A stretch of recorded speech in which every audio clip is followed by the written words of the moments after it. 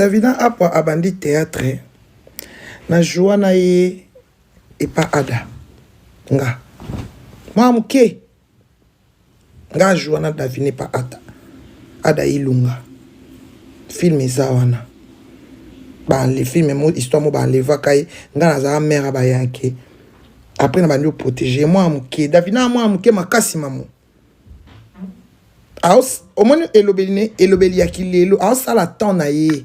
Davina, c'est une petite fille. Un moment, il faut arrêter. Maman, obota Davina, obota ba Davina tamibali. Tika bamba soa na maram na bango. Ana caractère abana kilelo, obota Davina makasi mamuluba. Maman international. Si yoka soniko, moi na mwana muke obota ata 2 fois.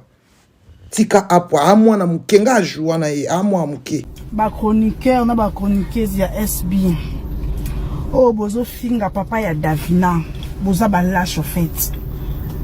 C'est que Davina yibi bino makolo. Donc vous comprendre que Davina a silisi émission ya sila gaz. Au moins ceux qui montent bozo discuter na ye a comme ko toucher ba parents na yo. C'est qu'il y a kokioté. En fait Davina sukisi bino motema. Malheureusement, botali na ba na bino nyonso. Nde boza wana ba famille na bango ezabi ba parents na bango bazabi. Mais ba parents baza sacré hein. Comment bino boza ba parents? Ko ki ko koma tina niveau ya ko finga ba parents ya batu. Pona ko sepelisa mutu. Sila en finga parents ya nani. Pona ko sepelisa bino. C'est très décevant. Vraiment, on a déçu. Donc, on a vendu comme finga papa ya basila pour la sepelisa moto to papa ya X to Y. Bino moko so bazu ba bot na bino, ba parents na bino, ba famille na bino ba tsheba na miniature. Est-ce que beaucoup ka? Comme beaucoup comme un niveau, beaucoup za ba lâche tina niveau haut. Donc, ozo finga parents pour na ko sepelisa moto ya mokili. Mutu wana za na famille, on lingate ba nièce na ye ba finga ba parents ya batu. En tout cas, Davina a gagné bino. Davina a gagné bino comme si bino na souka. Mamu qui connaît tout. Papa ba Davina na vandi wana nde boche wana papa na za salité ten. Papa a bino ebele. Ba parents ba te belé botem sina papa na ka nde boche wana. Ba vérité. Ba ko filmer papa parents na bindo à l'improviste botem sina papa wana. Papa na salité ten. Papa na au moins atteint sa bane. Soki lelo abeli malade yaka, apparemment ba belaka. Eh, no yele kuna live. No ya pinza. No ya. Mamu na ya bisoka ko moni papa na eta oche wana. Asaka na valeur ko leka mutakala pasteur mukuna. No ya. Bébé ke baba ko boza pour mon tour. Donc eloko ko mabino, Davina papa na sala na DGDA. Mais déjà des directions là, ils sont à Kongoti. Tembe boki otunat. Beko la loba tanga. Ils sont à Kinshasa. Tembe boki otuna. Parce que na Kinshasa, ba definaka la possibilité batu par rapport ya l'école aux parents otangisa mwana ye. Na komona Davina. Na koyoka Davina. On comprendre que fia na tangati. Papa ba Davina. Na moi ba bosika papa Davina mato et pola. Donc ce qui monte ça na DGDA a koko zokate. Donc bata DGDA ba kufa kate. Donc ce qui papa ya mukolo ça na DGDA a joa retraite. Ata ku so na retraite té. Donc c'est impossible à koko zokate. Donc soit zoki et comme un problème. Papa na bokangi photo à l'improviste la chemise na noir na pantalon. Na li papa ni. Donc papa mikolo batambola makongulu. Nitanga papa bisa lela ko tambola makolongulu. Na monde na sabu mokonza makolongulu. Sko baba sala boy. Lui si papa bino. Davina papa bino yeyo. Ya biso yeyo aleki. To lui c'est papa mwana bino moko. Bocheke to qu'est-ce qu'on peut vérifier. Et si ka basala et si ka batanga. Tout à l'heure. En tout cas c'est ridicule. Davina modèle de émission assis là. Et l'équipe na mon pépé. Davina boto ici la makolo. Ba journaliste assis là, ba comme ba journaliste à Davina. Ba comme ba enquêteur ya vie à Davina, asa millionnaire. dans tout ça, ça millionnaire, on a un immeuble vérifiable. On a un immeuble vérifiable. Oh, Zambé, on a vu face à nous, hein?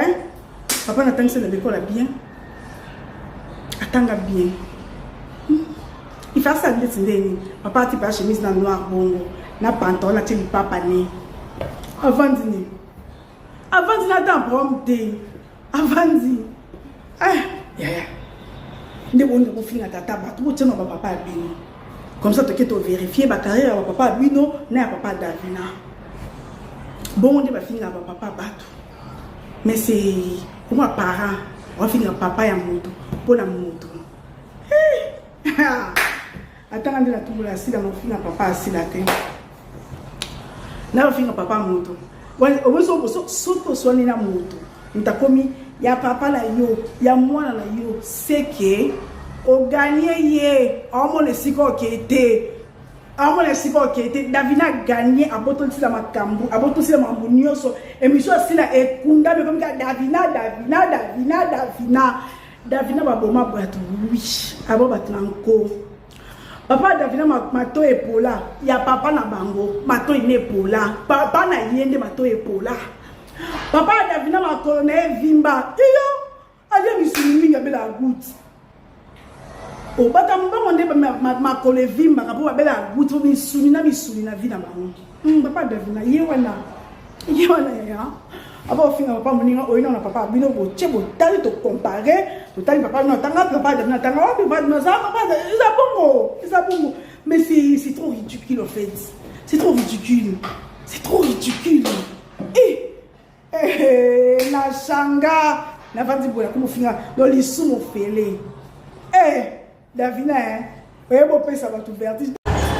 Papa Serge. Oui, Davina, Aboua, maman. Lionel, maman et Papa Serge. Davina, la bonne nouvelle, c'est quoi, oh, Papa Serge? La bonne nouvelle qu'on est quelque part. Ouais. Dans la ville-province de Kinshasa. Ouais. Pour un projet. Ouais, un grand projet, très grand projet. Les grands projets, c'est pour bientôt. C'est pour bientôt. Préparez vos ceintures. C'est chaud là. Parce que si je porte mes lunettes comme ça, c'est chaud là. C'est très chaud de vous dire. Papa Serge, je suis une nomination ambassadrice. Ambassadrice de la fondation FRM. Mais Papa Serge, en tout cas, ma bonne nouvelle est belle. Eza ebele. Tu mets au voyage moi mingi c'est qui est sûr. Mais ce qui est sûr, l'air de comment on a makambo on est bon CP. Bon CP là. Ce qui n'a ramassé des ballons. Ce qui n'a ramassé des ballons. Ce qui peut ramasser des ballons, il y a un Luzolo. Donc toi on va ramasser des ballons. Qu'on a eu répondre un, n'a pas eu répondre. Il y a bisogno sur ta ramasser des ballons. Grande dame kaka et deux bacons wanawa ba wata ba fini bon ba ko répondre te bisogno soto ba ramasser des ballons donc yonde ko répondre en smute mais coca qui te moto bébé n'a pas eu répondre.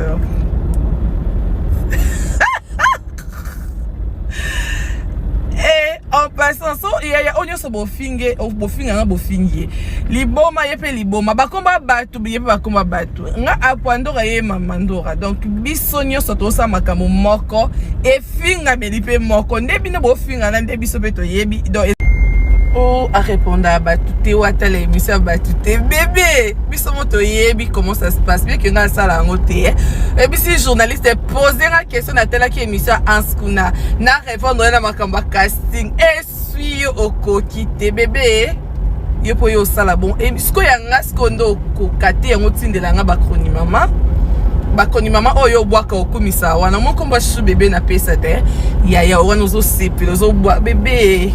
Moi, je suis très intelligente. Je connais, I know the game. Je sais comment ça se joue, maman.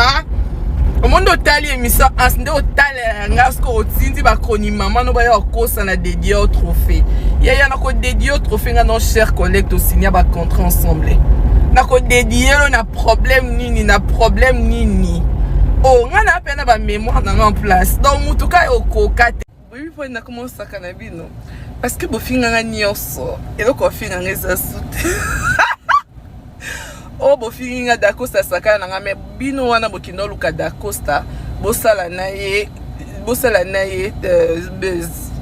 ok bino wana bokino luka dacosta bosane buzz tomboni eloko ofinganga te bosani eloko ofinganga te ok so ezaka buzz ya bino mpe bokino luka bosala na ye biso nyonso totomoni batémoin baza so boko c'est makambu ya tonton ana so pe makambu nini tonton ana zane na ba critère na ngate nga mama Monaco hôtel 5 étoiles donc nga ba business class azane te kuna azate bino pe boyebi nga bien donc na sa mama donc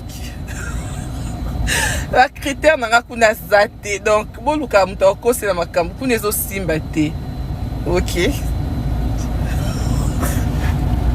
On est biso bakombo na bino te po ki wapi tozano ka awawa kaka awawa tozano biso bakombo na biso te mais mission mobimba ka bakombo ya bato muto préparer spectacle mabete ya bato bosomba biye kuna ça va po on est muteza concentrer na oyo opesa bino na spectacle ye émission oyo koko rassurer bino sur spectacle mais kombo ya bato ekezongi droit de réponse en ce batala qui émission à ces points en ce zang si bato ki bon balinga ka yebi mandeti ke o bato ba olenga tournage na bino tournage ba olenga ya casting nini ya eloko da mwana muyombe déjà sala kuna moi muyombe sponsor ya 6 tournage oh grande dame ya ta la bémission te monda yo répondre ramasseuse de ballons ya linga bat balinga casting ya tournage ne kuna lokwa ansa boyne kolenga abi azani na tante ya lingi bota seli émission mamoza nani na Congo mère ozanani mama ozanani ozanani te obi ke yo komo lexa vraiment mayele yo pe yo komo lexa mayele quoi. Donc bat musuba loba te balengo parce que tu es qui? Who are you? Oza nani? Ata un jour ok tapis rouge ya yo. Mais non te ok okenda oza lokwa biso. To banda no na ba contrat na Top Vision. Toza mama likambo mo ezara nini? Yo makambo yo loba c'est bon c'est oui amen c'est bon mama toko zongi so na nzela ndeti nga pe ozonga na nzela au calme pour o leki simer. Bonjour la famille ezali maman Joséphine liboso na bino aye ko présenter bino ba produit ya aloe vera living products ba produit o eza ba complément alimentaire eza biloko kolia eza ba vitamine na biso o ezo sunga biso pona ba santé produit o eza liboso na biso na ye ko présenter biso bandeko et edenga ipona problème ya ménopause. Na oumeli na problème ya ménopause et déranger nga makasi parce que ménopause ezali manque ba hormone alors ba hormone nga esilaki nde eyaki ko causer nga problème ya tension et causer nga ba problème ebele na nzoto maux de tête oubli na komaki na oubli moko ko sakana ngote insomnie nzoto pasi ba bouffée de chaleur et yaki kisusu ko créer nga problème ya nerf sciatique na bade ko koka kotambola te ko mouver te ko bumba mate mais si koyo na komi très bien à travers ba produit oyo yango na lobi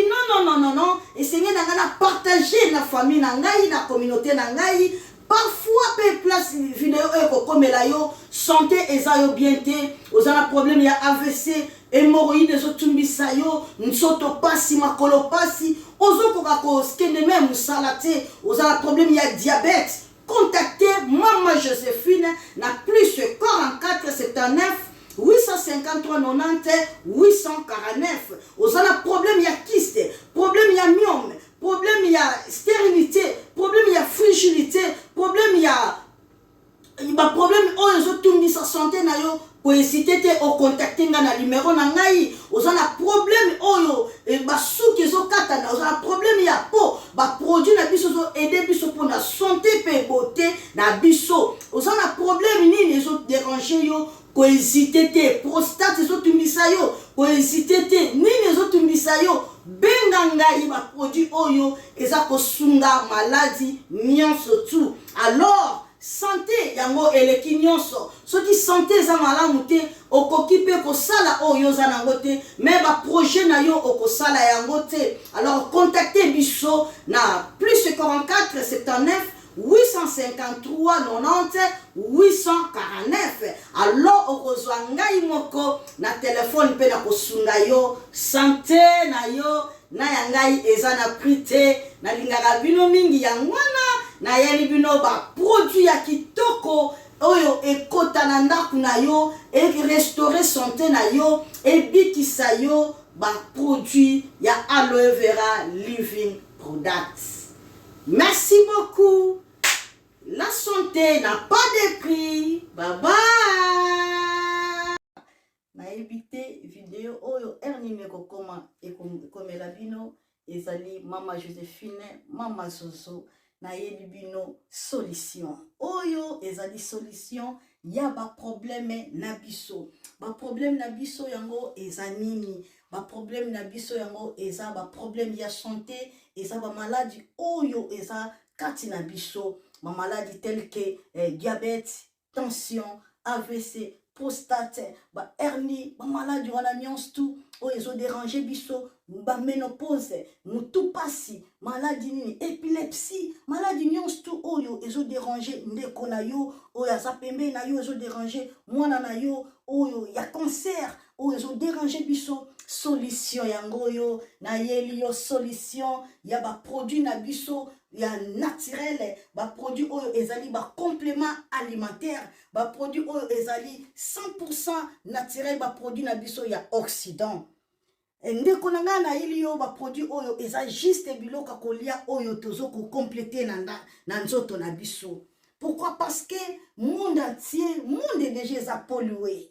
Ils ont pollué à partir de biloko otozolia. Biloko otozolia yango ezo détruire ba santé na biso. Pourquoi? Parce que biloko otozolia bazo travailler yango na ba produits chimiques. Biloko otozolia bazo tia yango ba poison. Biloko otozolia bazo tia yango même ba hormone. Yango na compagnie ya aloe vera products. Bakanise li peuple na bango partout dans le monde entier, na plus de 160 pays. Balobi non. Tikato kanisi la peuple na biso pona bien-être na bango et pona santé na bango ezala malamu. Yango wana ba produit na biso yango yo eza wana pona kosunga biso na ba santé. Atika na ebisa yo bien fait ya produit na biso aloe vera gel. Produit oyo okoko zanga yango na ndaku na yo te. Yo oza na problème ya insomnie, olala kate produit oyo eza somnifère. Ezo pesa yo pongi. Yo oyo za na nzoto makasi te. Produit oyo eza tonique. Eza wana po pesa yo nzoto makasi.